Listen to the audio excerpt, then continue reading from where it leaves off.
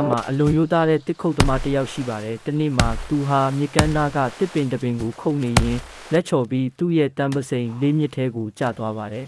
။တစ်ခုတ်သမားဟာသူ့ရဲ့တစ်ခုလေးသောလှုပ်စာကိုင်းစာပစိန်လေးပျောက်သွားတဲ့အတွက်မြစ်ကမ်းနားမှာထိုင်ပြီးစိတ်မကောင်းဖြစ်နေပါတယ်။ငါမှဒါလေးပဲရှိတာအခုတော့ဘယ်လိုလုပ်ရပါမလဲဆိုပြီးညှိတွားနေတာပေါ့။အဲ့ဒီအချိန်မှာမြစ်ထဲကနေရေဆောက်နှက်မင်းကြီးပေါ်လာပြီးအချင်းလူသား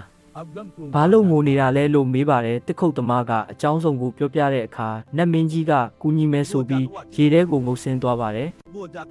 နတ်မင်းကြီးဟာရေထဲကနေတောက်ပနေတဲ့ရွှေပစိန်တစ်လက်ကိုကင်ပြီးပြန်တက်လာပါတယ်ဒါမင်းရဲ့ပစိန်လားလို့မေးတဲ့အခါတစ်ခုတ်သမားကမဟုတ်ပါဘူးခင်ဗျာဒါကျွန်တော်ဟာမဟုတ်ပါဘူးလို့ရိုးရိုးသားသားညင်းဆိုပါတယ်နတ်မင်းကြီးကဒုတိယအကြိမ်ထပ်ငုတ်ပြီးငွေပစိန်တစ်လက်ကိုပြပါတယ်တစ်ခုတ်သမားကဒါလဲကျွန်တော်ဟာမဟုတ်ပါဘူးလို့ထပ်ပြောပါတယ်နောက်ဆုံးမှာနတ်မင်းကြီးကဟောင်းနှွမ်းနေတဲ့တံပစိန်လေးကိုပြတဲ့အခါမှာတော့တစ်ခုတ်သမားဟာဝမ်းသာအားရနဲ့ဟုတ်ပါတယ်ဒါကျွန်တော်ရဲ့ပစိန်လေးပါလို့ပြောပါတယ်တစ်ခုတ်သမားရဲ့ရိုးသားမှုကိုသဘောကျသွားတဲ့နတ်မင်းကြီးကသူ့ရဲ့တံပစိန်လေးတွေမကပဲရွှေပစိန်နဲ့ငွေပစိန်ကိုပါစုအဖြစ်အကုန်ပေးလိုက်ပါတယ်တစ်ခုတ်သမားဟာပျော်ရွှင်စွာနဲ့အိမ်ပြန်သွားတာပေါ့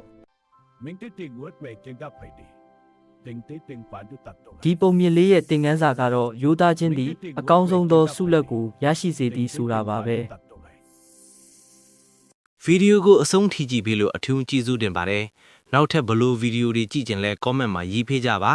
ဗီဒီယိုလုပ်တာအားရှိအောင်လို့ followers like နဲ့ subscribe လုပ်ပေးဖို့တောင်းဆိုချင်ပါတယ် followers like နဲ့ subscribe လုပ်ပေးဖို့တောင်းဆိုချင်ပါတယ်